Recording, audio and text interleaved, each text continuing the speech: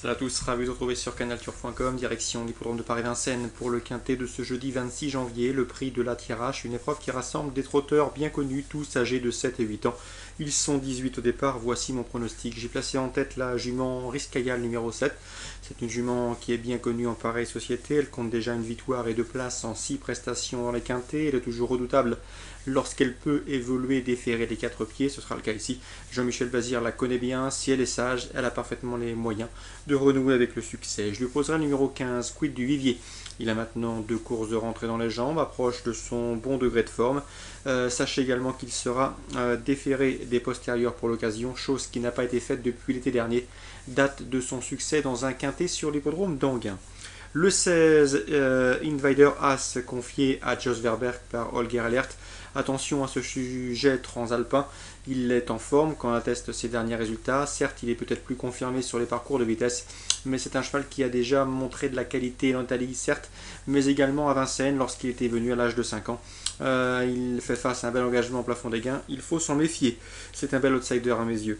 Ensuite, je retiendrai le numéro 3, Rio d'Imberne, qui vient de fournir l'autoritaire lauréat d'un quintet disputé sur 2100 mètres. Le rallongement de distance ne devrait pas lui poser de problème. Seul bémol, il doit impérativement courir caché, tactique qui comporte des risques. Ensuite, le numéro 9, Rune Sutton, attention à cette jument, elle est confirmée et régulière en pareille société et surtout elle sera déférée des 4 pieds pour l'occasion. Ces 3 derniers parcours déférés des 4 sont au départ autant de podium. Seul bémol, elle est peut-être meilleure sur les pistes plates que sur la grande piste, elle a toujours un peu de mal à monter la côte, mais attention, elle a les moyens de finir dans le quintet largement.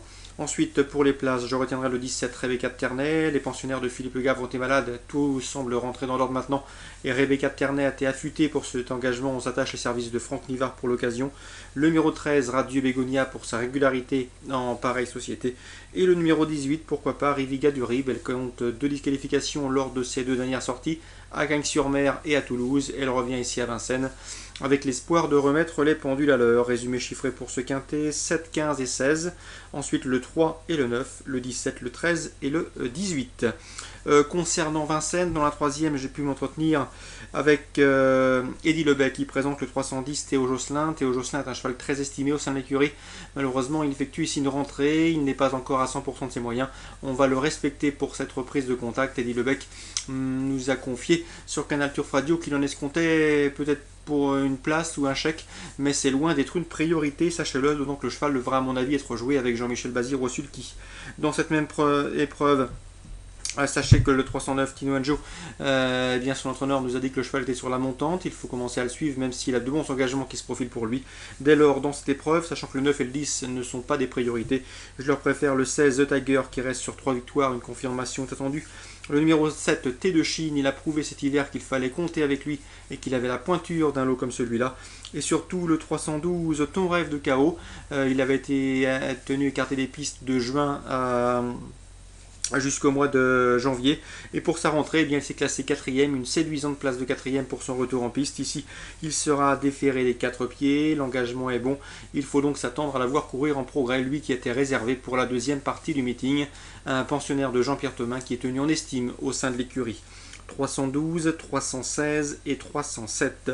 Petit mot également sur la 9e, j'aime beaucoup le 911 Urfalino.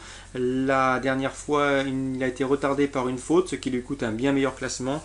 Il avait terminé 2e sur ce parcours de 2008 de la petite piste le 27 décembre.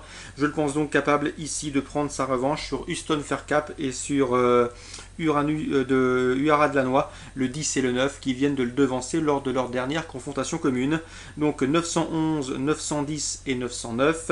Sachez également que le 907 Ucciani est un cheval de qualité. À mon avis, il sera beaucoup mieux sur ce parcours de tenue, lui qui a besoin de se cadencer dans les premiers mètres de course.